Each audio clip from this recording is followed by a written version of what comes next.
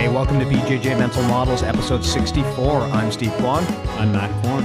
BJJ Mental Models is your guide to a conceptual and intelligent jiu-jitsu approach, and we are coming to you live from lockdown in beautiful Port Coquitlam, British Columbia, Canada. Yeah, with a lot of time on our hands to talk about jiu-jitsu. Yeah, your gym may be closed, but let me tell you, we're going to probably have a lot of time for this podcast in the next while. Yeah, lots of time. And for those of you who are on lockdown, most of you are by now, just wanted to make sure that you guys are aware of the deals that are going on right now. There's a lot of free instructionals you can get. Bernardo Faria's instructionals are available on BJJ Fanatics. You can pick a free instructional, which is really great of Bernardo. Also on Fanatics Wrestling and Judo Fanatics, you can get a free instructional if you open an account, which hopefully you already do because there's some fantastic instructionals out there. I already got mine. And also Stefan Kesting's offering a free instructional. I think it's mine, Rory's, the submission formula by Rob, and then Oliver Taza. So definitely check out Grapple Arts and Stefan Kesting and to find out how to get a free instructional, which is really great. I heard earlier today that Cowterra has, I think, opened up his academy for free. For 2 weeks, I think. Yeah, for at least 2 weeks, which hopefully is going to be the length of this thing. I mean, I hope that by the time this episode goes live, this whole thing is blown over, but I'm very skeptical of that, unfortunately. Yeah. I'm just wondering, where did 2 weeks come from? Because everyone seems like most schools are saying, we're going to close in 2 weeks and see where we're at, basically. So I guess we're just looking to see what the number of cases. My understanding is the curve, as they say. Yeah, my understanding is that 2 weeks comes from a wait and see approach. It's not that people think this thing is going to blow over in 2 weeks. It's that we're going to need at least 2 weeks to understand how bad this really is. You know, there are some countries that have not handled this well and they're totally overwhelmed right now. There's other countries that seem to have a pretty good handle on things, and it's going to vary from country to country. I mean, I know we've got a lot of European listeners, and I'm terrified for you guys. I know also that we have a lot of American listeners, and they're a bit behind the curve, but they're going to get really, really hit hard probably in the next few weeks. I mean, we should probably actually date this episode. We normally record several weeks in advance. This isn't coming out tomorrow, right? No. This is, right now it is March 15th that we're recording this. So probably by the time this goes live, it'll be like 2 weeks from now, a week from now. So it's going to be interesting times for sure. I wonder where we'll be when this does come out. I'm assuming full on apocalypse. Yeah, I'm assuming that we'll be in a bunker somewhere. Now, I think that it's going to be rough for a while, but I think ultimately, it's going to be hard, but I think ultimately it's going to be mostly okay at the end. I mean, the interesting thing is this is the first time in our lifetimes that there's really been an event that everyone in humanity has to rally behind. You know, maybe the last time this happened completely was like the 1918 flu, right? I mean, I was thinking about Independence Day when we all get behind the Americans. Oh yeah, the aliens. That's right. Right. The aliens. Well, that might be a different universe. I'm not sure, but yeah, it's going to be interesting because we're already seeing that there's a lot of cross-border collaboration now. Like China just gave a whole bunch of their supplies and their doctors to Italy to help them fight the crisis. So if there's going to be a silver lining out of this, it might be that people put aside a lot of their bickering and grudges and actually start to work together like decent people for once. So hopefully I'm looking for the silver linings. It is March 15th today. I just closed my March. Yeah, I just closed my gym today, and it was a tough decision. And pretty much by the end of the day, I'd say 99% of the gyms in the Lower Mainland are closed. I can only think of actually one or two that are still open. So. Yeah. Things are moving fast. Like even on Thursday or Friday, people were talking about how, I don't think I'm going to close. I'm not sure I'm going to close. And then that was one of them. Yeah. And then just like dominoes, they just all started closing one after the other. It's like how I think it was Wednesday or Thursday of this week, everything seemed normal. And then all of a sudden, the NBA closed, and then Tom Hanks announced that he had this thing, and then just one thing after the other. And before you knew it, all of the sports leagues were closed. So it's definitely escalated quickly. Yeah, I definitely felt like a lot of pressure to do it. But at the end of the day, when you think about it, it's just, you don't know what's going to happen. And I also didn't want to alienate students that said that they wanted to take time off or whatever. And I don't know, keep the lights on is kind of a weird thing to do. So yeah. I mean, my hope is that several weeks from now, we look back on this and we think, well, we overreacted, but at least we're glad that we did something. That's a far better alternative than the opposite, where we fail to do anything and we just get destroyed. So I think it's the right. By the time this gets out to people, shit's just going to be absolutely insane. There's going to be no food. Yeah, cockroaches are going to be the only things that are left alive. There's going to be no toilet paper anywhere to be found. Yeah, what's the deal with the toilet paper? I don't know. It's like what's up with that? It's like a self-fulfilling prophecy where someone decided that toilet paper was the thing you've got to hoard, and then suddenly, because now some people were hoarding it, like everyone else had to. I went to the mall. I went to the store today, and there was no toilet paper. The entire rack was empty. There was no paper towel, no toilet paper. Now, if you want food or if you want soap or anything that's actually going to help you, you can get that, no problem. But if you want toilet paper, you're screwed. So yeah, it's strange. It is. It's like human behavior is just weird. And just the scenes that I've witnessed online at Costco, like some of them are just crazy. So yeah, I mean, stop doing that shit, people. Yeah, like if you're really concerned about coronavirus, maybe packing yourself into a Costco with 400 other people to buy toilet paper is not the best thing you can do to prevent the spread. Like that's probably not a good idea. Yeah. Anyway, let's talk about giving and receiving head. Oh, yes. So I'll let you take this one. Okay, so we actually already took a shot at recording this episode. We were trying to play around with remote recording technology just in case things really go sideways. That way, at least we could keep recording. That was a total fail, so we're just doing this together now. So we already took a stab at this, but we'll try doing it again. So a topic that Matt had called out, which I think is actually a really awesome topic, is head positioning. And I will attempt to refrain from inappropriate childish jokes here. Now that they've been made. Yeah, I've already got them out of my system. So what we're talking about here is how you can use your head as an offensive and a defensive weapon in jiu-jitsu. Now, I've found when I started jiu-jitsu and when I look at people who are new on their journey, they're very grabby. They're very focused on what they're doing with their hands. And that's all they're really paying attention to because in our day-to-day lives, that's all you really think about. You know, you're not really putting a lot of thought into what you're doing with your feet or what you're doing with your neck. So when you're sparring with more junior people, you often find that the only thing they're thinking about is their hands. And as a result, it's pretty easy usually to pass their guard. And eventually, these people figure out, well, you know what? I can actually coordinate my arms and my legs together and use them almost like a four-limbed octopus, right? You have double the weapons then. And that is so critical when it comes to things like guard retention. It's the placement and the usage of your legs as well. But you can go even beyond that. And when you're fighting at a very high level, you've got to use every weapon that you've got. And the last of these weapons that you have is your head. Now, it's not as strong as your arms or your legs, and I certainly wouldn't recommend getting into the habit of using it like a battering ram, but it has, you do. Yeah, but it has its place, right? Your head can be used as a distance maker. It can be used as a wedge to hold your opponent where you want them to be. And if you can use your head effectively, that basically frees up another one of your arms that you probably would otherwise be using to control your opponent.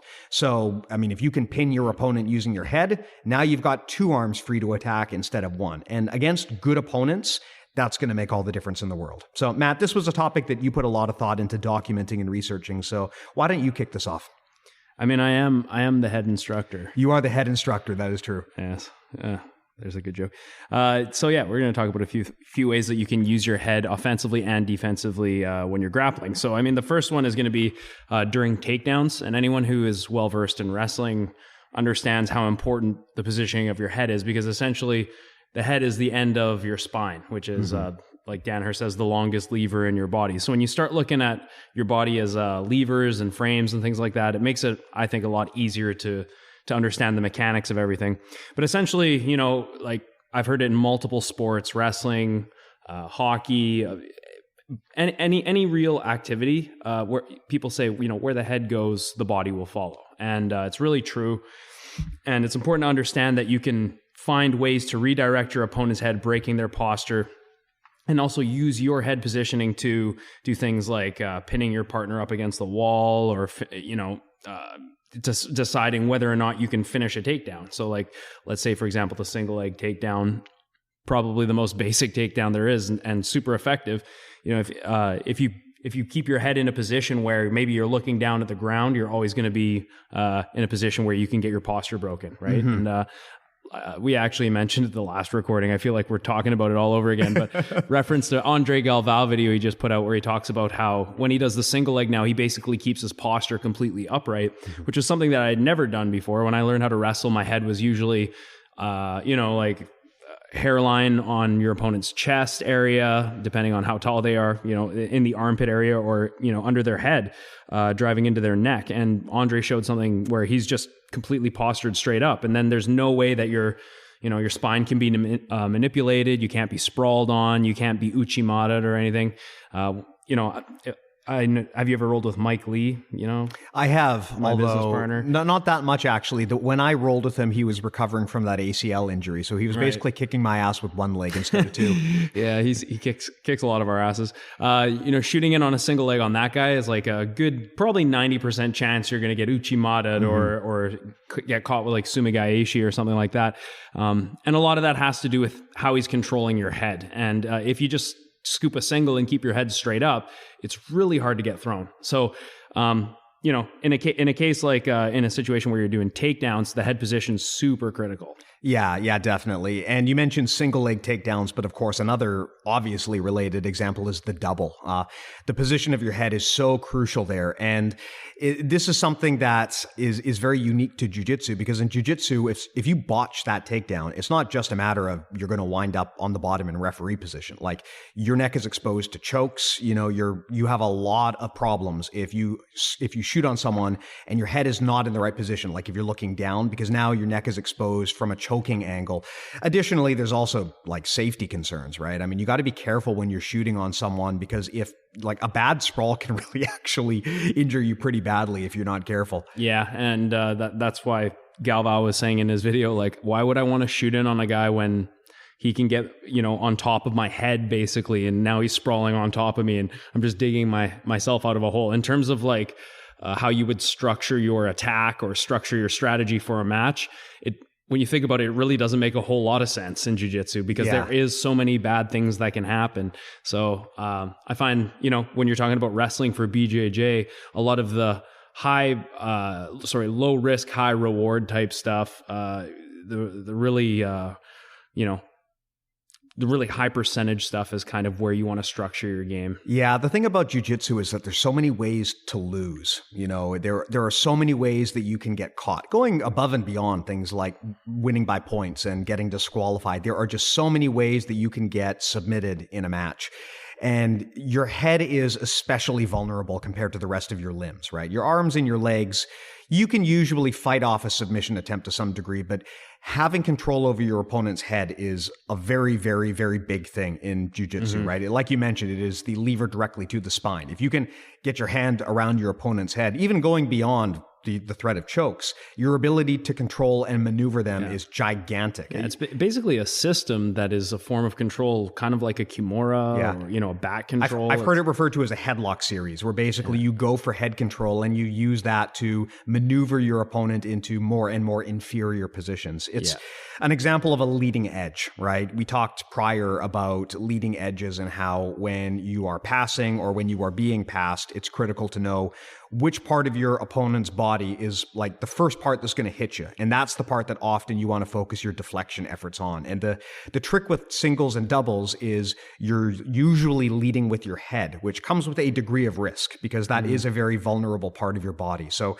a big part of successfully shooting a single is doing so in such a way that if it goes sideways, it's not going to be too bad for you. I don't shoot a lot of doubles, first of all, because I'm small and lazy and unathletic, but also just because I find personally the odds of injury and failure there are pretty high unless you're really aggressive and athletic. Whereas I like singles a lot more because you don't have to commit yourself to the point where your opponent can just squash your neck. You can just grab the leg and then stand up, and then your head is not really easy for your opponent to attack. Yeah, I do love like a beautifully timed double leg, but it looks amazing. Yeah, it looks amazing. I do them, but I'm getting away from them just because of the reasons we talked about, where it's just like, I don't want someone sprawling on me and being on my back and then being down from the beginning. Things like blast doubles, where basically you're hitting someone with your face. I mean, the way that I learned double legs was actually literally hitting someone with your face and keeping good posture the entire way. I think the common mistake you see, whether it's adults or kids, when they're learning how to shoot, is they drive in with their head down and they're basically reaching. And that's, if you're having problems doing shots, that's probably the main thing that's going wrong, is as you shoot in, you're reaching with your arms and you're just leading with your head, when really what you want to do is get close enough that your whole torso is in contact with your opponent while you shoot in. And then it's really hard for your opponent to sprawl on a spine that's upright, right? And instead of reaching, understanding that your arms are just exposed as levers if you do that, right? So getting physically close enough where you're actually grabbing with your, I mean, I guess it's like your core is doing the work. And your elbows are going to be close enough to your body. Like I've seen, I think it was a video by Kyle Dake, who's like a really high level American wrestler. And he was basically just saying like, I don't even touch my opponent with my hands usually until my head is touching them from a wrestling point of view. So it's like the head position from a wrestler's point of view is super important. And, sometimes in jiu-jitsu, we shoot in from so far away. It's just, you're setting yourself up to get sprawled on, basically. Especially in the gi, where it's so easy to just block a person from shooting because you can just grab onto them and, it makes it very, very challenging. But yeah, that is a mistake that I used to make where I would shoot for a double, but I would have my hands outstretched in front of me. And I eventually was taught that that's not the way you want to do it. Really, if you hit a double properly, your timing needs to be good enough such that when you hit that penetration step, basically you body check the guy before your knee even hits the ground. Like if you're having a problem where your knees are getting screwed up from shooting doubles, it probably means you're shooting from too far away because your knee is the first thing that hits the ground before you hit your opponent. Like really the trick with a good penetration is when you do it, you need to be close enough such that you body check the guy, like you hit him before your knee hits the ground. And if you do that, then your head is probably going to be out of trouble. But the thing is, the timing of a good double has to be so perfect. And it's so hard to do that when the gi is involved that I personally feel like it's not my preferred strategy when standing with someone. It's just too easy for things to go wrong. Yeah. And you can get a free wrestling DVD right now at Wrestling Fanatics, which is amazing. I got the Steve Mocco, he's I think the head wrestling coach at the American Top Team in Coconut Creek, I think. I got his foot sweep instructional, and it's really awesome. Like he has really simple instruction and very easy to learn, I think, and high percentage stuff. And foot sweeps are something that I want to work on. So if you want to get good at wrestling, lots of good stuff you can learn from there. Yeah. Yeah. Foot sweeps are highly underrated because they're so low risk, right? Like if it doesn't work, that's fine. Yeah. We were talking before and I was saying like, I'm not really great at Ashiwaza, but if you start like throwing it at your partner and just peppering them, then they have to respect it either way. It's kind of like a jab. Like it's totally like a jab. You can do it from a bit of a distance. It's very low risk. So if you keep doing that, then it keeps your opponent off guard for what you really want to do. For sure. And obviously like learning proper footwork and stuff like that. Like I think if you want to get really good at doubles and singles and stuff like that, you got to be able to time your setups, right? It's all about, if we're talking no-gi, then working your clinch game, working your collar tie game, that type of stuff. Yeah. And then, so get your instructionals. There's so many to choose from. I didn't know which one to get, but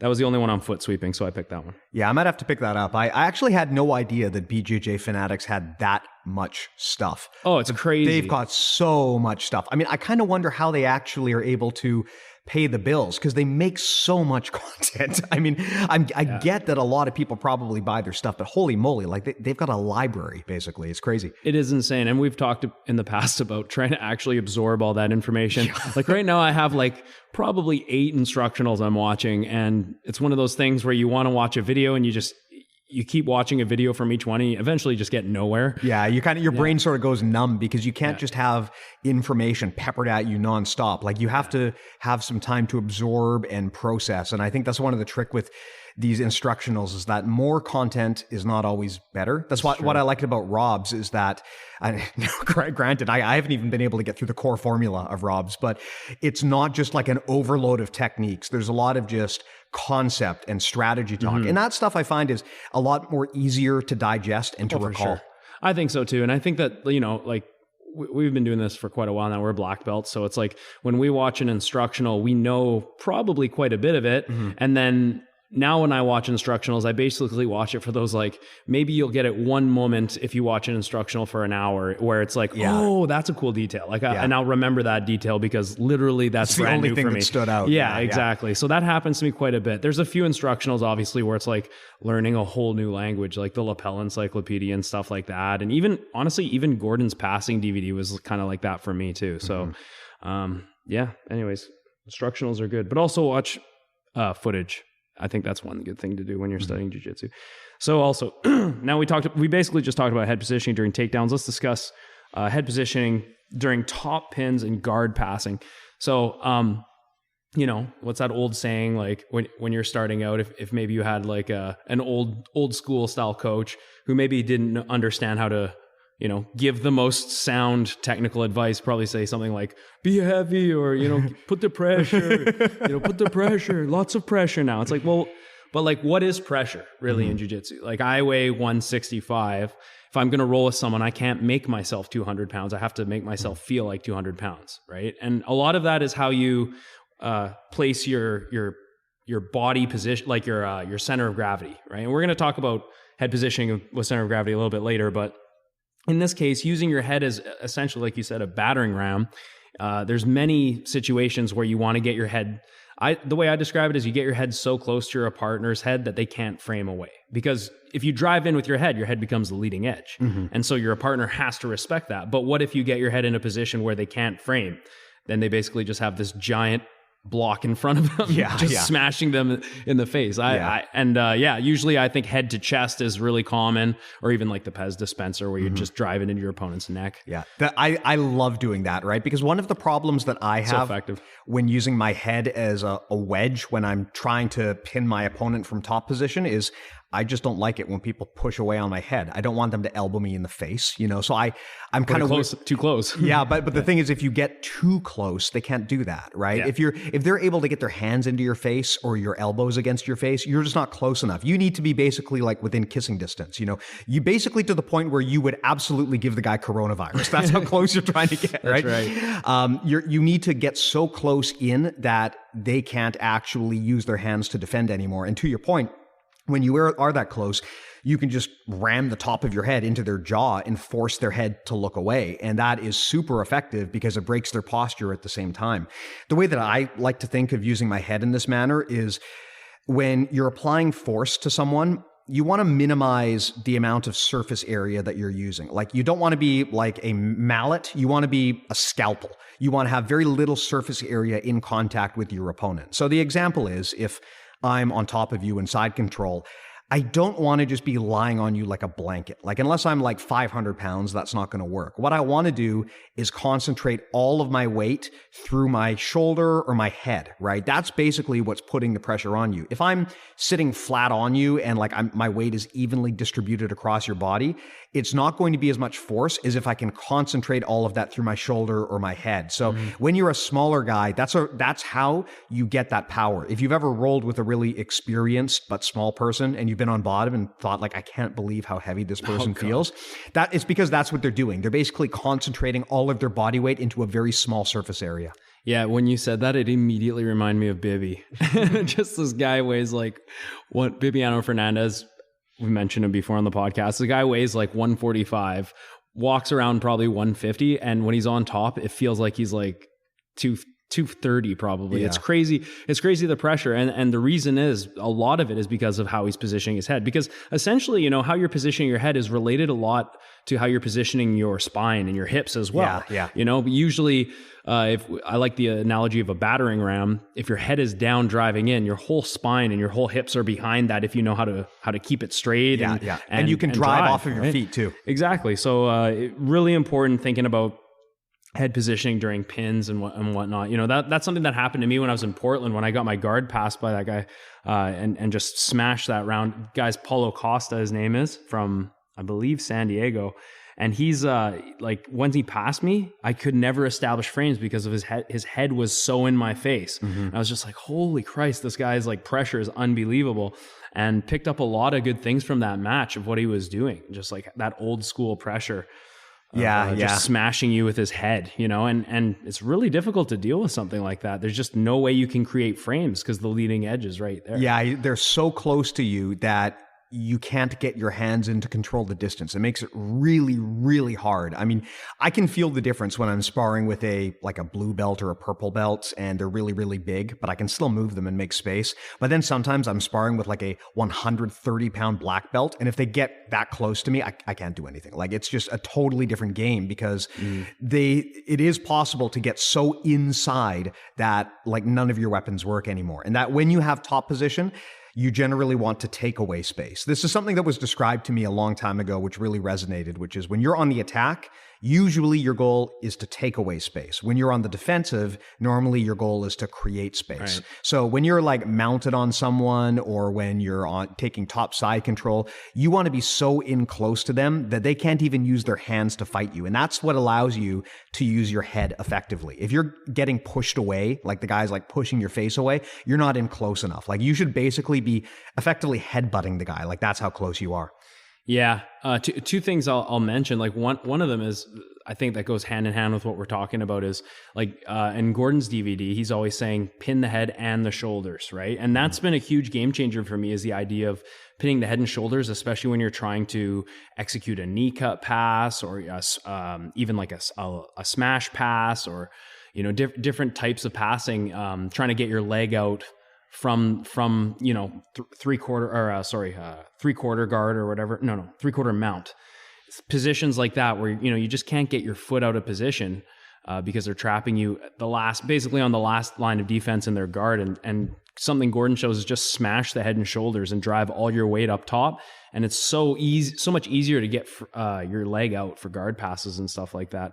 And the other thing is, if you are going to use your head like a battering ram, make sure that your posture is also good, because if your neck or your spine is round in any way, then you're going to lose a lot of integral structure in your spine. So I always make sure to, do something that Jeremy Kennedy said, which was keep the wrinkles on the back of your neck, essentially just so your spine's always engaged, and it doesn't hurt to also, round your shoulders back a little bit too. That's kind of my go-to when I'm posturing inside someone's guard, is chest out, shoulders back, hips in type position. Yeah, that was such an effective way to describe it when Jeremy Kennedy was here. I mean, I think probably most listeners know who he is, but he's a former UFC fighter, well-known MMA fighter, also local in the Vancouver area. Matt and I have trained with him for years, and he did a few wall wrestling seminars with Matt. And, we all know that we need to have good posture and keep our head up, but something that Jeremy said was keep the wrinkles in your neck, right? He kept saying that over and over again. And by that he meant, like, if, your head should be positioned up so that the back of your neck is wrinkled. And that's just a really good way to think about this and to keep that in mind, that's in most cases, that's the posture that you're going to want to have. Like normally if your head is down, there are some situations where that makes sense, but normally speaking, if your head is down, gives you weaker posture, and it gives your opponent the ability to attack your neck or to sprawl on you. Yeah, I mean, it just makes your spine more horizontal. Yeah. So, I mean, there are exceptions. Like if you have side control on top of someone, of course, you probably don't want to have wrinkles in the neck. But like if in a general situation, you want to have your head aligned with the rest of your spine, and that means that you don't want to be tucking your head down, right? That's basically, if you do that, it gives your opponent the ability to compress your head. I will say though, there are times when I'm in like top side control on someone and I do drive my head down because I'm driving my chin into them. And that's what Mike Lee does for everything. This guy uses his chin like a wedge, like a hook. But that's what I'm saying. Like if you're on top side control, then your head would be down because you're using your head as a battering ram. But if you're shooting a double, for example, you would want to have your head up, or if you're standing up. Basically, what I'm saying is, the position of your head, in most cases, you want it aligned with the position of the rest of your spine. Like if you want to have good posture, even if you're lying down on top of the person, right? Yeah. There's very few situations where you want to have your head collapsed. You have bad posture. Yeah. well, you're right there. But I think if it's one of those things where it's like, if you choose to do that, if you choose to round your neck because you're driving your chin into someone, you're still strong. It's not like they're compromising your neck, right? Yeah. It's your choice. So you're already engaged in that position. And in that case, it's a bit different because your whole body is horizontal when you're on side control. Yeah. So if your head is also horizontal, that's not so crazy. Yeah.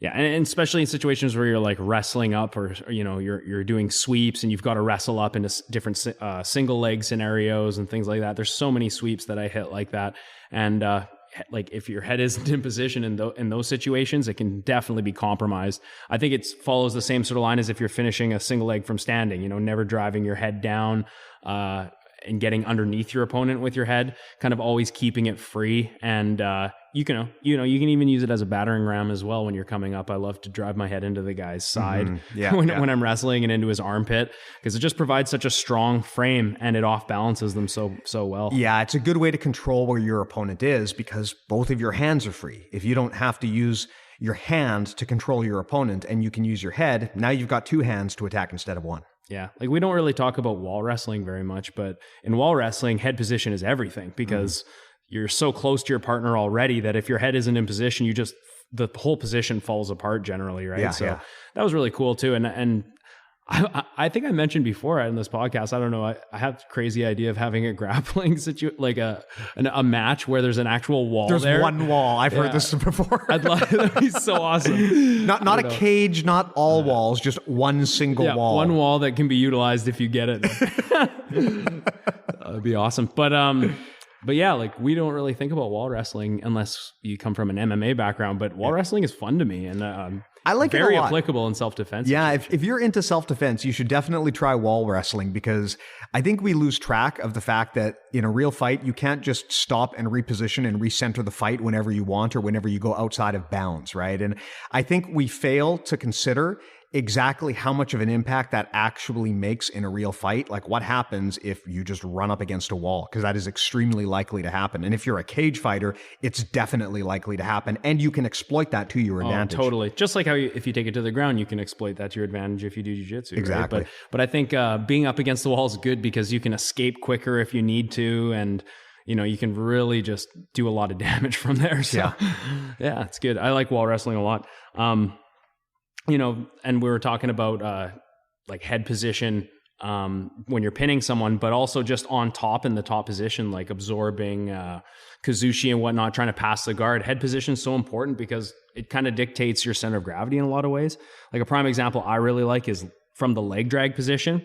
You know, if you cross someone's leg across the center line, but then your head is off to the opposite side, a lot of the time your opponent can redirect your head away. They can start to Granby and invert and sort of create space. But bringing your head to the same shoulder that on the side that you're dragging the leg. So think about that for a sec. Dragging the leg to one side, then you put your head on that same side shoulder. Because your weight is across your opponent's center line now. They can't Granby. And also your head is so close that they can't push it away. It's one of my go-to things now. Again, got to praise Gordon for that one because I saw that on his DVD and it works really good in the gi as well.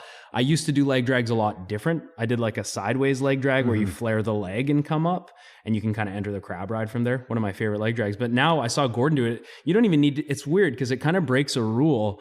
You don't really need to be in base on the other side with your foot. You can be on your knee and still not get swept to the side because your head is so overly compensated across your opponent's center line. Yeah. So it's like when I saw that, I was like, oh man, I didn't even think of how easy that is. And it's so much easier to just be on your knee. So bringing your head across the center line is a really great way to pin someone's head and shoulders. This is something I've actually started playing with recently where I basically, like when I'm playing Kesagatame or something, I will basically turn and go belly down on top of the guy's face.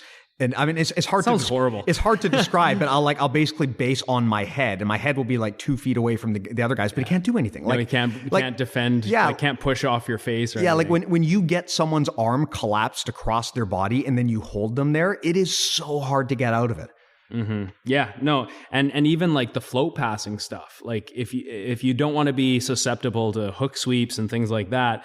It's really important to understand where your center of gravity goes, right? If you're smash passing someone and your head's on the wrong side, you're going for a ride. But if you put your head on the proper side, it's devastating, right? Yeah. So that's a big thing too. If you're struggling like I was the first time I tried to float pass, that can really, really help you. Yeah. And also, using your head as a frame or as an obstruction. We talked about how Mike Lee drives his chin into you. Like, this guy will get on top of you in side control, and it's like he's a goddamn vampire. He like drives his chin into your neck and literally literally tries to make your life as uncomfortable as possible. Yeah. So it just pisses me off so much. I think this is the key to a lot of top pressure games. Like, even from within the guard, I do this a lot, and people hate it. Like, because the thing is, people say, oh, you should never attack from within someone's guard. But the thing is, if you get so close to them that you're basically just ramming their head with your head, they can't armbar you because you're so close. You can just basically pressure pass from inside the guard. And eventually, if you do that long enough, people are going to start panicking a bit and they're going to loosen up. And then, if you can get the guy to break the guard on his own, then your life gets a lot easier. So it's a situation, again, where with proper head position, you can get so inside on the other guy that he can't even attack you using the normal attacks that you think should be there. Yeah, and I use my head a lot to even assist with controlling levers when I can't get like a direct control on the end of a lever. Like, a prime example is, the technical stand sweep from X-Guard, where you basically have the leg on your shoulder, and then you pinch your shoulder and your ear together. Like, that's a huge... that's head position. A great head position to come up and just create a tighter clamp around that leg, or as best clamp as you can, right? Or even like the shoulder crunch Sumigaeshi that Gordon got on Buchecha. He's really important to use your ear pinning to your shoulder to trap the end of the lever there if you're going to do a technique like that. So. And the head is also a really good tool for to use as a placeholder. Like, if you need to reposition your hands, this is something that I know Rob talks about a lot, which is the concept of placeholders. And basically the idea is, unless you want your opponent to escape, when you let go of something, before you transition and bring that hand somewhere else, you better be grabbing onto something else. Like, you need to be grabbing onto your opponent at all times. And the way I like to think of it is, like, if you were trying to climb a rope, you can't just let go with both hands at the same time, right? You've got to, if you want to go up, you've got to let go with one hand while maintaining the other one. And then once you've got the new grip, then you can let go of the original hand. But you never, ever want to let go of both hands at once. Yeah, and you just lose everything. Yeah, and the same thing applies in jiu-jitsu. And the nice thing about head position is, in some situations, you can pinch the guy in place with your head while both of your hands are free. Like, a good example is side control, where you can, if you can wedge the guy with your head and your shoulder, then suddenly both of your hands are free, and it's a lot easier to reposition.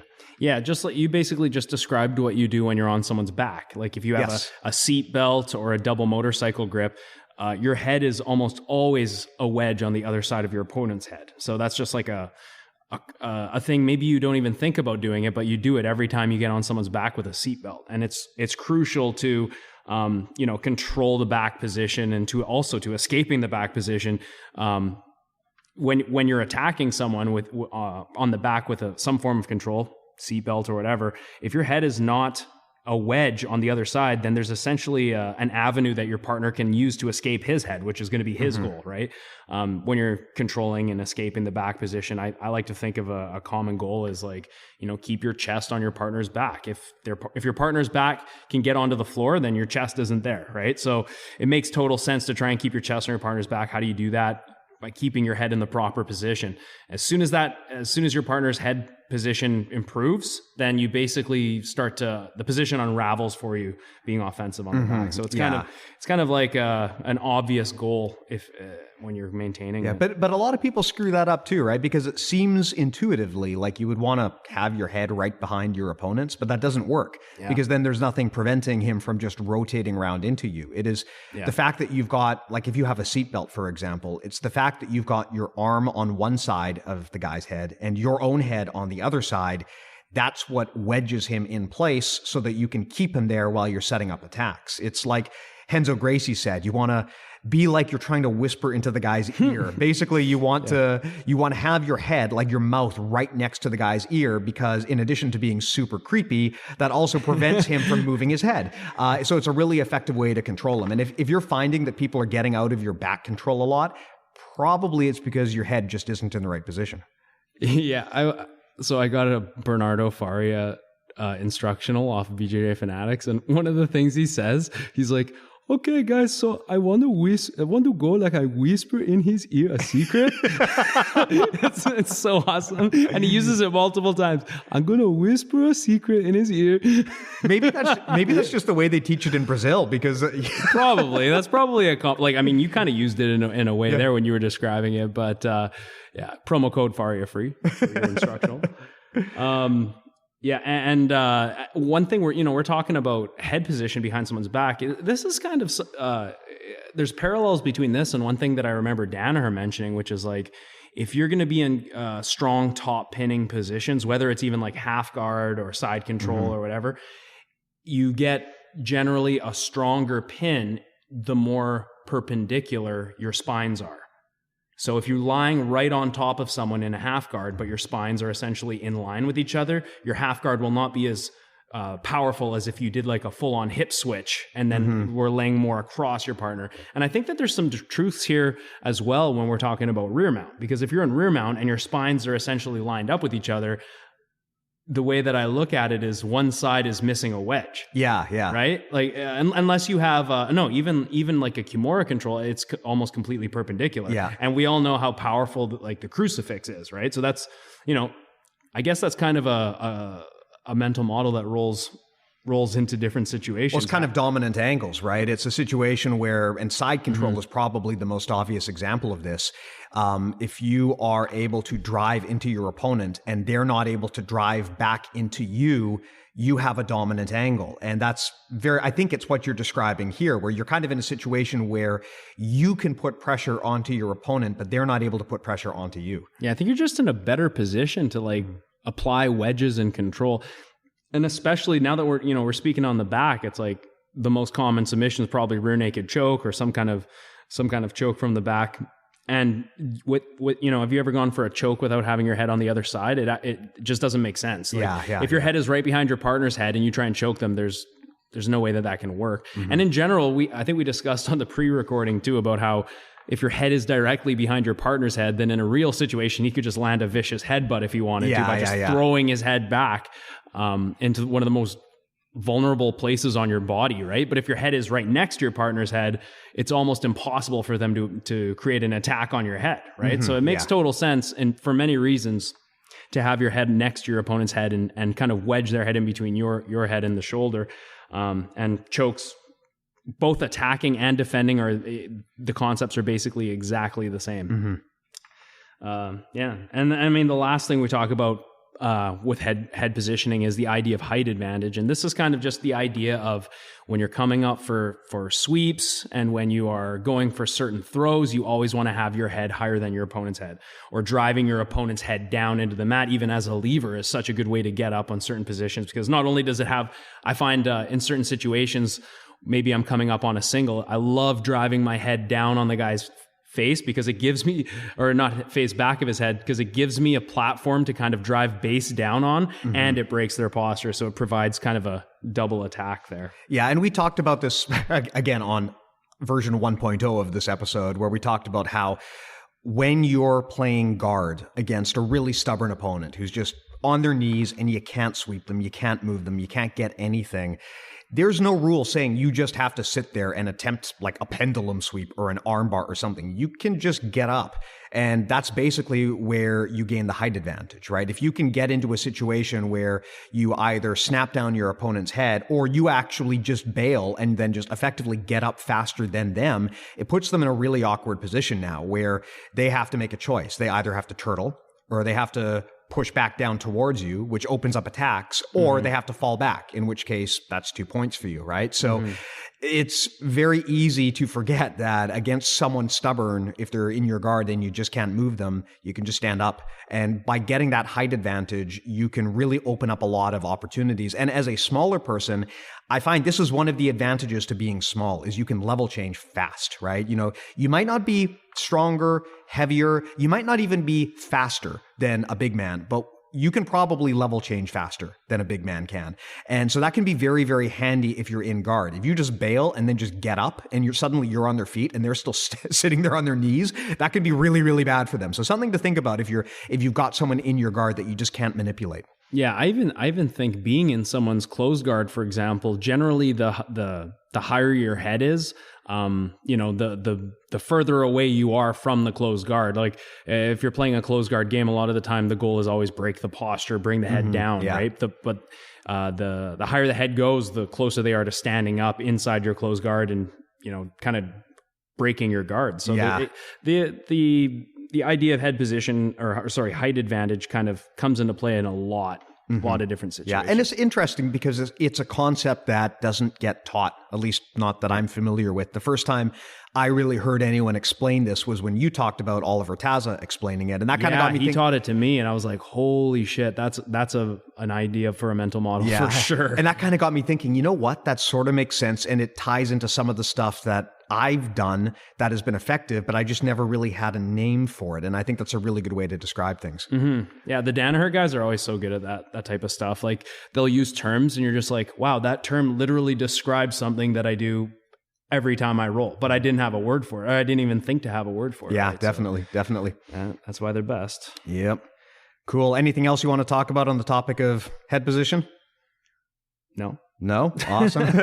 Okay, so just recapping what we talked about today, we obviously talked about head position. I just thought about a joke and I was like, no, don't say anything. That's why I was so I was wondering, weird. You seemed a little bit off there. I was like, should I? No.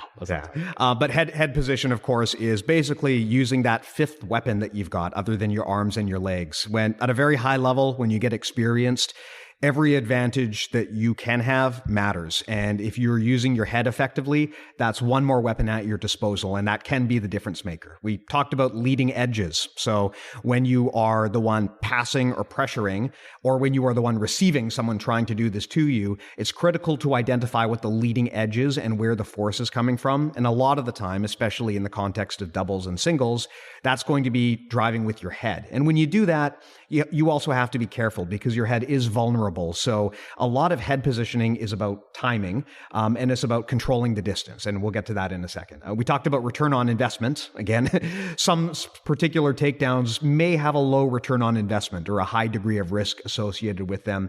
Generally speaking, personally, just for self-preservation, I don't like a lot of takedowns that require me to lead with my head simply because they're risky. I mean, granted, if you're an ace competitor, you're going to use whatever weapon you've got, but if you're afraid to hurt, then you might want to think about whether there are other less risky attacks that you can use.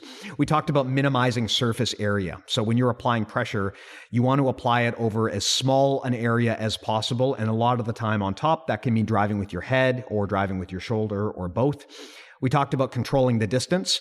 When you get in close enough, it gets very hard for your opponent to push away and frame off of your head. So if you are going to use your head as an offensive weapon, that's what you want to do. You want to get in so close that they can't even use their hands. We talked about crossing the center. You know, if you can get someone's arm or their leg to cross across the center of their body, it totally breaks their alignment. And Matt, you gave a good example from top side control, where if you can force this to happen, it's a total difference maker when you're trying to control someone on the bottom. We talked about placeholders. And again, this is the idea that you don't want to ever let all of the grips go at once. If you're going to let something go because you've got to move your hand onto a new grip, you want to make sure that you replace that grip with something else. And the benefit to head position is sometimes you can use your head as that placeholder. We talked about dominant angles, meaning that you can get a significant positional advantage just by changing the angle of your body relative to your opponents. You generally want to be in a position where you can put force on them and they cannot put force back on you. We talked about height advantage, basically the concept that sometimes just by getting higher up than your opponent, you can take away their ability to be effective. And probably one of the most obvious examples of where this happens is in the guard, but it can also happen a lot when standing too, right? I mean, it can be counterintuitive because it might feel like if the person is beneath you, then they can get a shot on you. But that is not always the case, right?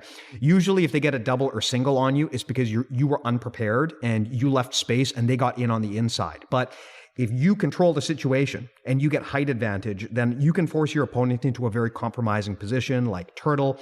You can even force them to give up the sweep sometimes. Yes, sir. Cool. We gave the people head. That's true. The head they needed. Yeah. I knew you wouldn't get through this without actually making another joke. We had to bookend it. Okay, Matt, I got a question. I mean, you already know what this one is. God damn it, I have to piss. Can you wait like 3 minutes? I mean, not really. Okay. How about I read the question? You go to the bathroom and then look. You already know what the question is. Do I? Yes. It's the space one. Space one? Yeah. Is this about NASA? Okay. Hey, Steve and Matt, big fan of the podcast. It has been incredibly helpful in my white belt journey. Just leveled up to blue belt last week, largely thanks to you guys. So here's something I've been thinking about and would love to hear your thoughts on. As you may be aware, the U.S. military is working on building a space force. Politics aside, if humanity begins to colonize space, there will surely be a need to develop unarmed combat skills in a zero-G environment. Right. How do you think combat will change? What existing things will no longer be effective? And what new strategies may emerge? I'll tell you what existing things won't be effective. That's hand-to-hand combat, in my opinion. It's going to be phasers. If we're talking about space technology, when there's wars going on in space, there's going to be weaponry that probably eliminates the need for hand-to-hand combat, I would imagine. I would think so. But what if it didn't? Let's have fun for a second. I don't know. I mean, the only thing I know that would work for certain, of course, is the choke that Joseph Gordon-Levitt did in Inception in Zero Gravity. That's the only thing empirically proven to work. It was a triangle, right? Or was it an arm triangle? I thought it was a standing, like a cobra choke, like a cobra clutch or an arm triangle or something. It's been a while since I watched it. But they were floating. They were floating, yeah. So there's no base. Exactly. Oh, God, Hollywood. Yeah, I know. It's actually hard to say, right? I mean, I guess you could hit that. Yeah, like if you break the alignment of their shoulder enough, you could hit that. The trick is you would have to find a way to basically get base without using the floor, and that would mean you'd have to get base by like torquing your opponent's body or by kicking off or pushing off onto like something else, right? It would be very, very hard to get a regular submission where we rely on the presence of gravity. I think some things like a twister would work. I think a rear naked choke would work because with the hooks, because you can still you're tethered. Because if you have the hooks, you can torque your opponent's body, right? You can get leverage by pulling off of their own body. Yeah. So something like that would work. I think a guillotine would also work for the same reason, assuming you can get hooks or basically wrap them in your guard. I think a triangle. Maybe. Can we assume we're wearing gis? Of course. Because if we go to space, clearly we're going to be wearing gis. Absolutely. This is definitely gi. So if you can figure out a way to worm guard, that is not out. You could definitely do that in space. Worm guard in space. Yeah. Well, we have talked about the wormhole before. I don't know if that works because it relies on your opponent standing. Yes. Okay. Unless you're doing the Polish worm rider, which is also a space verified technique. Look, at this point, honestly, my concern is not going to space and fighting. My concern is not getting killed by this stupid virus. So let's get past that, and then we can worry about space after that. Right now, let's deal with this virus.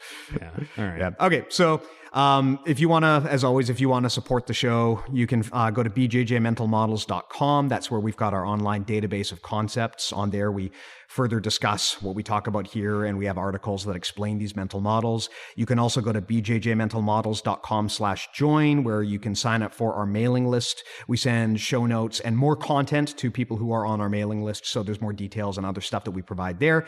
You can go to bjjmentalmodels.com/store, where you can support the podcast by buying patches, t-shirts. Very, very helpful, since we're probably going to be somewhat unemployed for the next while. Please help me. Yeah, and of course, you can follow us on Instagram and Facebook and just get more frequent status updates from the two of us. So yeah, I mean, I guess we can wrap this up. This is obviously an unusual episode. Things are developing super fast. Our plan at this point in time is to continue recording and to continue giving you guys stuff. Of course, situation might change, but our hope is that we can still be there for you during this really difficult time. I mean, I know that probably at this point, almost all of you are not training anymore, and we don't know how long this thing has been going on for. The one thing that a lot of people have said about our show that's been helpful is that it supplements what you get on the mats. We provide something that is really different from what almost anyone else provides. You know, our goal is to give you something that can help you learn jiu-jitsu while you're sitting at home, while you're doing the chores, while you're in the car. So the good news is I'm hoping that our model for education is still going to be valuable to you, maybe more valuable than ever during this period. But of course, as always, you know, we're close to all of you guys. We appreciate your support. Please do stay safe, avoid dangerous situations of, you know, social distancing and flattening the curve. These are super important concepts. I know that when, you know, society hasn't completely completely collapsed. Sometimes hard to see the urgency, but like as of this time, like we can look at other countries and see just how bad this can get. I'm hoping we can avoid that fate. But if you are in one of those very dangerous countries, then man, we feel for you. I hope that things get better. Yeah. On another note, I'm guessing you probably really have to go pee. I have to go so bad right now. All right, let's wrap this up. All right, guys. Thanks for listening. Guys. Take care. Bye.